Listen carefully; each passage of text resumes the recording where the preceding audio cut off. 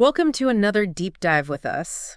Today, we're going to be venturing into the world of multiverse theories. Ooh. A concept that is as mind-boggling as it is controversial. Yeah. We'll be dissecting an academic paper titled Revisiting the Scientific Nature of Multiverse Theories by Man-Ho Chan. And honestly, even the title alone is enough to spark some pretty intense debate. Right. Is the idea of a multiverse truly scientific? Yeah. Or are we just indulging in a philosophical thought experiment? It's a good question. Let's find out. Yeah, it's certainly a topic that has captivated physicists and philosophers, science fiction enthusiasts alike for decades now. Yeah. But as this paper highlights, the scientific status of multiverse theories is far from settled. Right off the bat, the paper throws down the gauntlet, quoting George Ellis, who says, "I do not believe the existence of those other universes has been proved or ever could be." Yeah.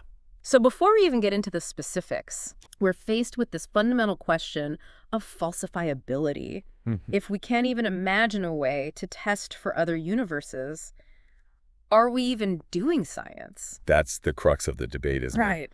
Karl Popper's concept of falsifiability looms large here. Yeah. For an idea to be considered truly scientific, Right. there must be a conceivable way to disprove it. Exactly. And when we're talking about realms beyond our own universe, things get tricky. Yeah. It's not like we can just hop in a spaceship and go take a look. Exactly. But before we get too deep into the philosophical weeds here, let's make sure we're all on the same page. Right. We're not talking about one single monolithic multiverse, are we? Absolutely not. Okay. There's a whole buffet of multiverse theories out there, Okay. each with its own unique flavor. Right. Some posit a vast number of universes constantly budding off from each other, Wow. while others suggest a more limited ensemble. Okay. And of course, the properties of these universes, their physical laws, even the nature of time and space, could be radically different from our own. So you're telling me there might be another me out there living a completely different life, maybe one where I finally mastered the art of parallel parking? That's a possibility suggested by certain models, yes. Okay. Though I wouldn't get too hung up on the specifics just yet. Okay. The paper argues that even the basic premise of a multiverse is on shaky ground when it comes to meeting traditional scientific criteria. Okay, let's unpack this falsifiability issue a bit further. Okay. Is it simply that other universes are unobservable? Well, Or is there something more fundamentally problematic? it's a bit of both. Okay. The paper highlights the lack of empirical content in multiverse theories. They struggle to generate testable predictions. Okay. Think about it. Some theories propose 10-year universes. Wow. Others suggest a mind-boggling 10-year.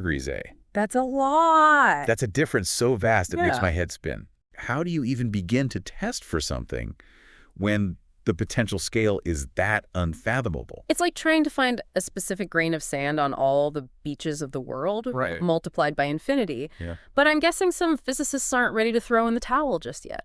You're right. There are those who fiercely defend the scientific legitimacy of multiverse theories. Okay.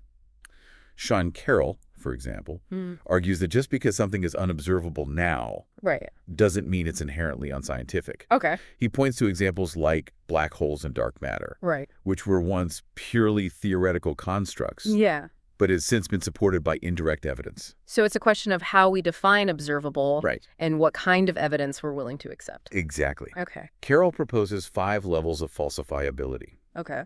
He suggests that while directly observing a multiverse might be impossible, that's level 2, certain models could be indirectly tested through their potential effects on our universe, level 4. For example, collisions between bubble universes in the early universe might have left observable imprints on the cosmic microwave background radiation.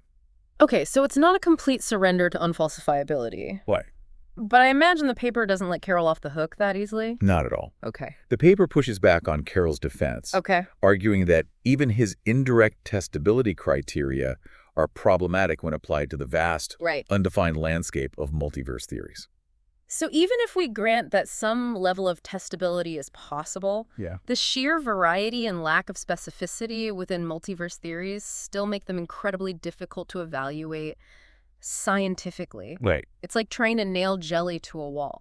I like that. You never quite know what you're dealing with. Yeah, good analogy. And the paper raises another important point. The problem of Bayesian inference. Yes. This is a statistical tool often used to assess scientific theories, but it relies on assigning prior probabilities to different hypotheses. Right. With multiverse theories, these priors can become so subjective and unconstrained that they're essentially meaningless. It's true. So even with our most sophisticated tools, we're still left grasping at straws when it comes to evaluating these multiverse claims. That's the challenge. Okay. The paper suggests that the vastness of the multiverse concept, while intriguing, makes it incredibly difficult to apply the rigorous standards we expect from scientific theories. This is getting more complex by the minute. Yeah. And we haven't even touched on the philosophical implications yet. Right. But before we dive into that rabbit hole, I'm curious about something Carroll calls the no-choice argument. Okay. What's that all about? Carroll argues that sometimes a multiverse is the only plausible explanation for certain observations. Okay. For example, the surprisingly small value of the cosmological constant, which governs the expansion of the universe, seems incredibly fine-tuned for life. Yeah. This apparent fine-tuning is difficult to explain within a single universe model. So he's essentially saying, hey, we've got this weird observation, Yeah. and the multiverse neatly explains it away, so we should take it seriously. Exactly. Yeah. But the paper counters that this no-choice argument is a slippery slope. Okay. It could be used to justify almost anything, even unscientific ideas like intelligent design. So the paper is saying that just because we don't have a better explanation right now doesn't automatically make the multiverse the correct answer. Yes. It's like saying, I don't know how ancient civilizations built those massive stone structures, so aliens must have done it. Basically. The paper argues that invoking the multiverse as a catch-all explanation for anything we don't understand isn't truly scientific. It stifles genuine inquiry and could lead us down a path of unfalsifiable speculation. This is fascinating. Yeah. But it seems like we've hit a bit of a roadblock. If traditional scientific criteria are struggling to grapple with the multiverse, is there any hope for it as a legitimate scientific concept? That's where things get even more interesting. Okay. The paper explores some alternative ways of thinking about science itself, suggesting that maybe, just maybe, we need to redefine what qualifies as scientific to accommodate theories that don't fit the traditional mold. It's a pretty radical proposition. Yeah. We'll delve into that in the next part of our deep dive. Okay. Consider my curiosity officially piqued. We'll be right back after a short break. Sounds good. Welcome back to our deep dive into the multiverse. Before the break, we were grappling with the scientific status of multiverse theories. And whether they even fit within our current understanding of what makes something scientific. It's clear we need to expand our thinking beyond the traditional criteria of falsifiability. So where do we go from here? Well, the paper introduces this idea of an epistemic shift, a potential change in how we define and evaluate scientific theories. It's a bold proposition, suggesting that maybe our current framework is too restrictive when dealing with concepts that push the boundaries of what we can directly observe and test. Okay, I'm intrigued. Tell me more about this epistemic shift. Okay. What does it look like in practice? Instead of relying solely on falsifiability, the paper suggests considering other criteria when assessing theories. For instance, philosopher Thomas Kuhn proposed 5 criteria for theory evaluation. Accuracy. Consistency. Scope. Simplicity. And fruitfulness. Let's dive into these. Starting with consistency. How do multiverse theories measure up on that front? Well, on the surface, they seem pretty consistent with existing physics. The idea of other universes with potentially different physical laws aligns with concepts like string theory and eternal inflation. But the paper points out some inconsistencies, such as the Q catastrophe, related to observations of fluctuations in the early universe. So there are cracks in the seemingly perfect facade. What about the scope of multiverse theories? How broadly can these ideas be applied? That's a major sticking point. As we've discussed, multiverse theories often lack clear empirical content. We're not sure how many universes exist, how they interact, or even if they share fundamental constants. This makes it incredibly difficult to extend these theories and apply them to new phenomena. It's like trying to build a house on a foundation of shifting sand. Yeah. What about simplicity? Okay. Are these theories as elegant and straightforward as they might initially seem? The general idea of a multiverse might sound simple, Right. but the specific theories needed to explain observations Okay. often become quite complex. They require introducing new hypothetical entities and processes that we haven't observed. So the devil's in the details. Right. Finally, what about fruitfulness? Okay. Do multiverse theories lead to new research avenues and insights? That's the ultimate test, isn't it? Right. The paper acknowledges the potential for multiverse theories to inspire new research, Okay. but it argues that those benefits remain largely theoretical at this point. So even with these alternative criteria, it seems like multiverse theories are still struggling to gain solid scientific footing. Right. Is there anything else the paper explores that could help us evaluate these theories? There is. Okay. The paper delves into the concept of nonempirical theory confirmation, Okay. as proposed by philosopher Richard Dowd. Mm-hmm. He suggests that even theories lacking direct empirical support Okay. can gain credibility through certain non-empirical means. Intriguing. So how do we confirm a theory without empirical evidence? Well, It sounds almost paradoxical. Dowd proposes three arguments. Site. No alternatives argument, Okay. the unexpected explanatory coherence argument, and the meta-inductive argument. Okay. Let's start with no alternatives. Okay. This argues that if scientists have exhausted all other reasonable explanations for a phenomenon, then the theory in question, Right. even without direct evidence, Okay. gains a certain degree of plausibility. It's like saying, if we've ruled out all other suspects, then maybe the butler did it after all. Right. But doesn't the paper push back on this line of reasoning? You're right. Okay. The paper argues that when it comes to multiverse theories, we haven't actually ruled out all other possibilities. Okay. We're still in the early stages of understanding things like dark matter and dark energy. Right. Who knows what kind of mind-blowing explanations might emerge as we learn more. So it's premature to invoke the no alternatives argument for the multiverse. Right. What about unexpected explanatory coherence? That sounds promising. This argument suggests that if a theory initially developed to explain one specific phenomenon turns out to also explain a bunch of other unrelated things, Right. that strengthens its credibility. It's like finding a single key that unlocks multiple doors. Right. A sign that you're onto something significant. Exactly. Okay. However, the paper argues that when it comes to multiverse theories, Okay. any additional explanatory power might come at a cost. Okay.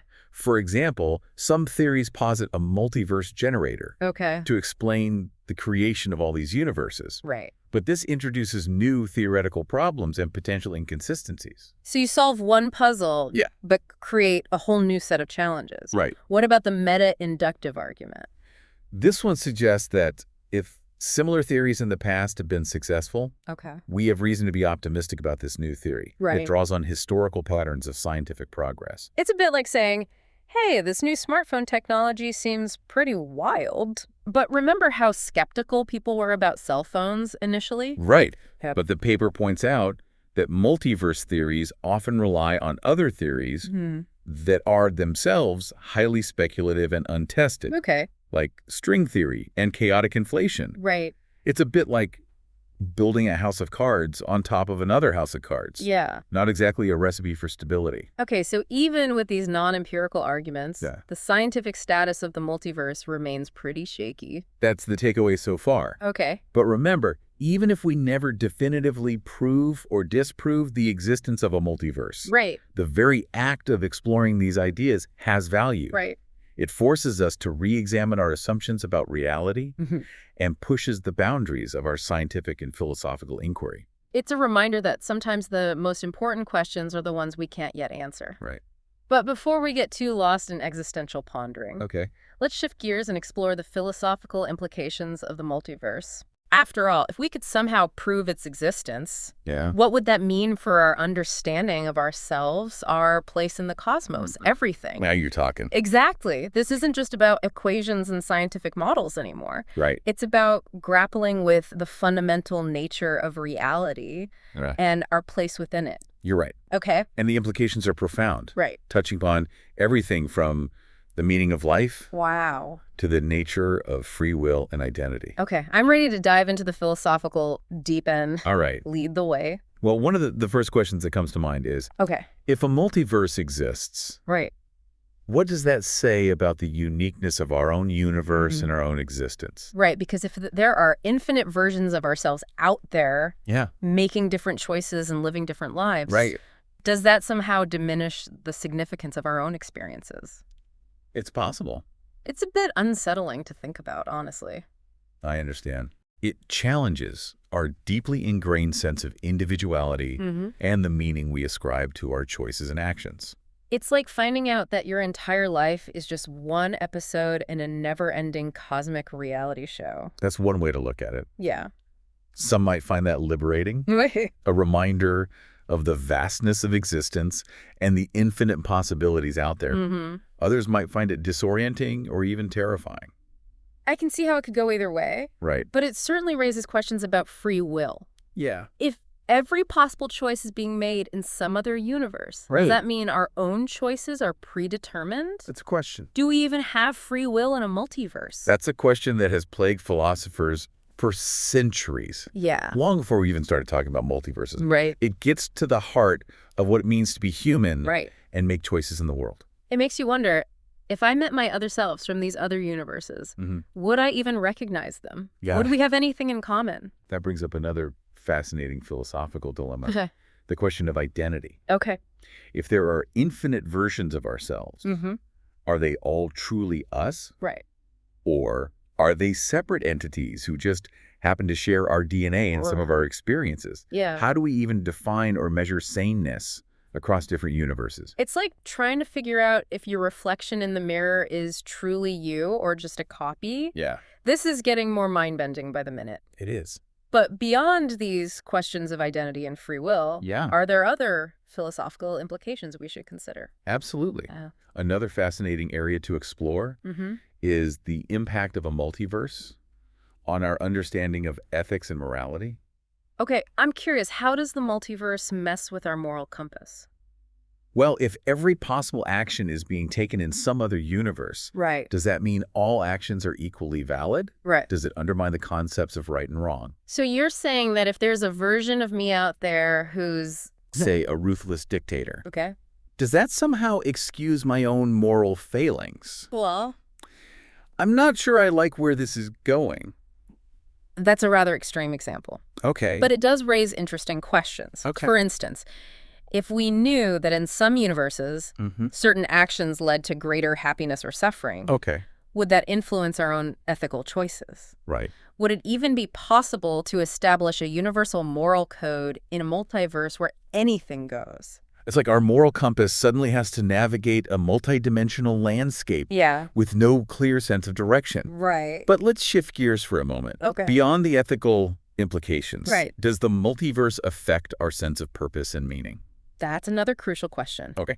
If our universe is just one of many, does that diminish the significance of our own hopes, dreams, and aspirations? Right. Does anything we do really matter in the grand scheme of things? Right, because if everything that can happen is happening somewhere, what's the point of striving for anything? It's a recipe for existential despair. It can be, yes. Okay. But some might argue that the multiverse actually enhances the meaning of our actions. Really? How so? I'm having trouble seeing the bright side here. Think about it this way. Okay. If our universe is just one of many, then our choices and actions become even more precious. Okay. Because they're shaping the unique story of our universe. It's like saying that every universe is a unique work of art. Exactly. And we're the artists co-creating the masterpiece of our own reality. Exactly. Okay. And that highlights how the multiverse can inspire both awe at the sheer scale and diversity of existence and a sense of responsibility for making our own little corner of the multiverse a place worth inhabiting. Okay, I'm starting to see the appeal. Right. It's a bit like the old saying, think globally, act locally. Only now it's on a cosmic scale. Yeah. But I'm curious, how does the paper we've been discussing handle these philosophical implications? The paper focuses primarily on the scientific aspects of multiverse theories. Okay. But it acknowledges that these theories raise profound philosophical questions that go beyond the realm of empirical testability. It seems like we're venturing into the realm of metaphysics here. Is that something the paper addresses? It does touch upon it briefly. Okay. Metaphysics deals with the fundamental nature of reality. Right. Beyond what we can observe and measure. Yeah. And multiverse theories, by their very nature, Mm-hmm. push us into this realm. Right. They force us to consider the possibility of realities that operate under entirely different laws of physics and logic. It's like our minds are trying to grasp something. Right. That's inherently beyond our comprehension. Exactly. And that's where things can get slippery. Right. Metaphysical claims are often untestable and unfalsifiable. Mm-hmm. It's more about exploring different ways of understanding the world. Okay. And about proving or disproving specific ideas. So it's a bit like navigating uncharted territory without a map. That's a great analogy. Okay. And it brings us back to the paper's central argument. Okay. While multiverse theories raise fascinating philosophical questions, Right. we need to be cautious about granting them too much scientific weight. Right. It's important to distinguish between metaphysical exploration and empirical science. Precisely. Okay. And as we wrap up this part of our deep dive, Mm-hmm. I think it's important to remember that the search for understanding is an ongoing journey. Yes. Whether or not we ever definitively prove or disprove the existence of a multiverse. Right. The very act of asking these big questions expands our horizons and deepens our appreciation for the mystery and wonder of the universe. Well said. This has been an incredible journey through the philosophical implications of the multiverse. Yeah. It seems like with every answer, we uncover even more questions. Right. But I have a feeling there's still more to explore. You're right. In the final part of our deep dive, Okay. we'll delve into some common misconceptions surrounding multiverse theories. Okay. And explore alternative explanations for the mysteries that have led some to embrace the multiverse. Okay. Stay tuned. Welcome back to the final part of our deep dive into the multiverse. We've covered a lot of ground from the scientific arguments to the philosophical implications. Now I think it's time to address some common misconceptions surrounding multiverse theories and explore some alternative explanations for the mysteries that have led some to embrace the multiverse. Yeah, you're right. The multiverse is often presented as this radical, new idea. Mm-hmm. But as we've touched upon, it's a concept with roots stretching back centuries. Okay, so let's bust some myths. What's the first misconception we should tackle? Well, one common mistake is thinking there's just one single multiverse theory. Okay.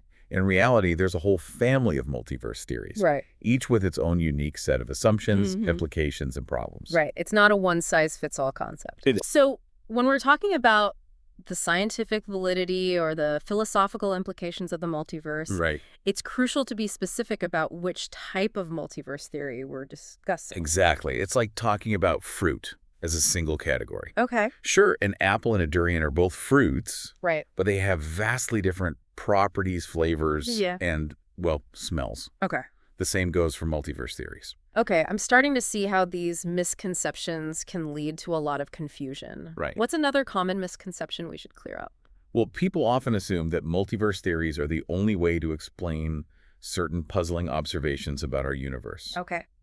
One of the biggest drivers of multiverse theories is the observation of fine-tuning in our universe. The fact that the fundamental constants of physics seem perfectly calibrated for life to exist. Right. It's that Goldilocks scenario where everything's just right. Exactly. But if there's only one universe, it does seem incredibly lucky, almost too good to be true. Like winning the cosmic lottery. Exactly. And that's what's led some to propose the multiverse as a solution. Right. If there are countless universes, each with different physical constants, then it's statistically inevitable that at least one universe would hit the jackpot and have the right conditions for life to emerge. It's like saying if you roll the dice enough times, eventually you're going to get Yahtzee. You got it. Okay. But here's the thing. Yeah. There are alternative explanations for fine-tuning that don't require invoking a multiverse. Okay, I'm all ears. What are some of these alternative explanations? One possibility is that the fundamental constants of physics aren't actually constant, but vary over time or space. So instead of a static universe, it's more like a dynamic system, constantly in flux. Precisely. If these constants are capable of shifting, maybe they naturally gravitate towards values that support life. It's like the universe has a built-in self-correcting mechanism. Yeah. A cosmic thermostat that keeps everything in balance. That's a great analogy. Another alternative is that there's some deeper underlying principle or theory we haven't discovered yet. Okay. That explains why the constants have the values they do. So we're missing a piece of the puzzle. Right. A grand unifying theory that would make everything click into place. Yeah. A cosmic Rosetta Stone, if you will. Exactly. Yeah. Maybe there's some elegant mathematical equation or physical law that determines the values of these constants. Right. And we simply haven't cracked the code yet. It's both humbling and exciting to think about all the mysteries that are still out there waiting to be solved. Absolutely. And these are just two examples. Scientists are exploring a whole range of alternative explanations. Okay. From modifications to general relativity to the possibility of hidden dimensions. Okay. The multiverse is far from the only game in town. It's reassuring to know that scientists are keeping an open mind and exploring all the possibilities. Right. It seems like with every answer we find a dozen new questions pop up. That's the beauty of science. Right. It's a constant process of questioning, exploring, and refining our understanding of the universe. Right. We may never have all the answers. Right. But the pursuit itself is what drives us forward. Well said. So where does this leave us in our exploration of the multiverse? What's the takeaway message for our listeners? I think the most important thing to remember is that the question of whether a multiverse exists is still very much open. Right. We haven't found definitive evidence either way. Yeah. And while multiverse theories are captivating and thought-provoking, they should be approached with a healthy dose of skepticism. It's like we're standing at the edge of a vast uncharted territory. Yeah. We can speculate about what might lie beyond the horizon. Right. But we need to be cautious about jumping to conclusions. Exactly. And that's why it's so crucial to be aware of the different types of multiverse theories, their limitations, and the alternative explanations that are being considered. This has been a truly mind-bending journey, and I feel like we've only scratched the surface. That's the nature of deep dives, isn't it? We plunge into a subject, explore its depths, and often come away with more questions than answers. Right. But that's what keeps us curious and engaged. Well said. So what's the final thought you'd like to leave our listeners with? Even if we never find conclusive proof of a multiverse, the very act of exploring these ideas has enriched our understanding of the universe and sparked profound philosophical questions about the nature of reality and our place within it. That exploration, that questioning, is what makes us human. Beautifully put. Thanks for joining us on this deep dive into the multiverse. It's been a pleasure. Until next time, keep looking up and never stop wondering.